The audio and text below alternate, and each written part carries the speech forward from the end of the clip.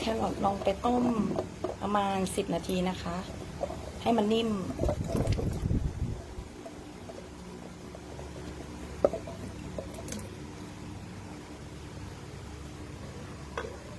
ต้มประมาณ10 นาทีแล้วตักออก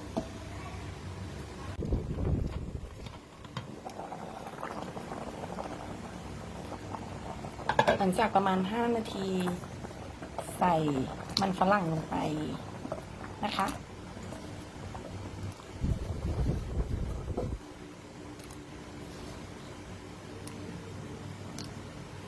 ให้มันฝรั่งมันนิ่มอีกหน่อย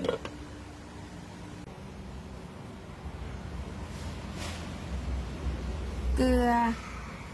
น้ำตาลเครื่องพริกแกงพะแนงหัวกะทิคั้นสด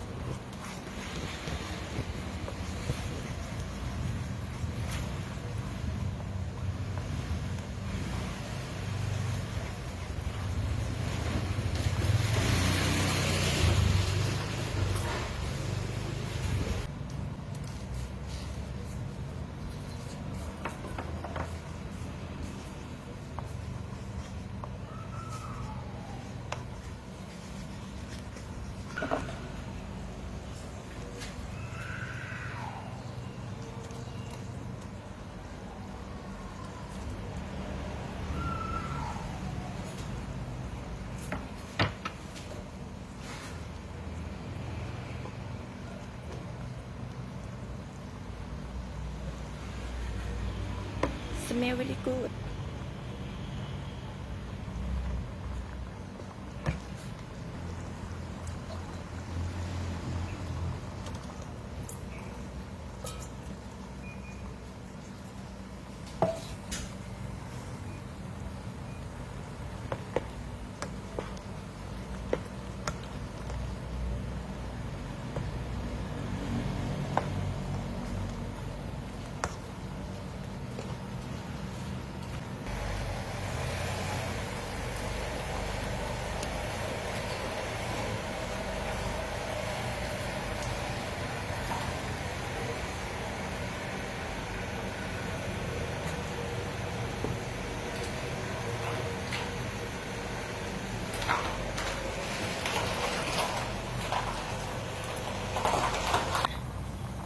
มันยังไม่ค่อยเผ็ดนะคะ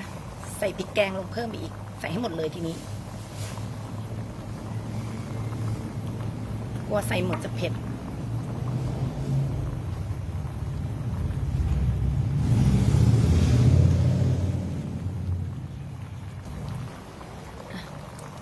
ใส่ซูก้าลงไปหน่อยนะคะใส่น้ำตาลลงไปหน่อย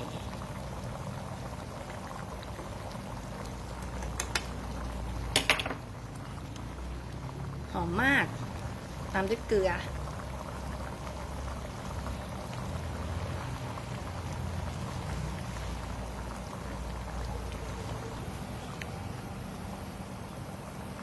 อันนี้ใส่กะทิโรยหน้านะเสร็จแล้ว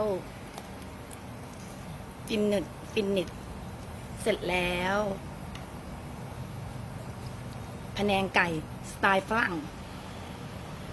หอมมากๆ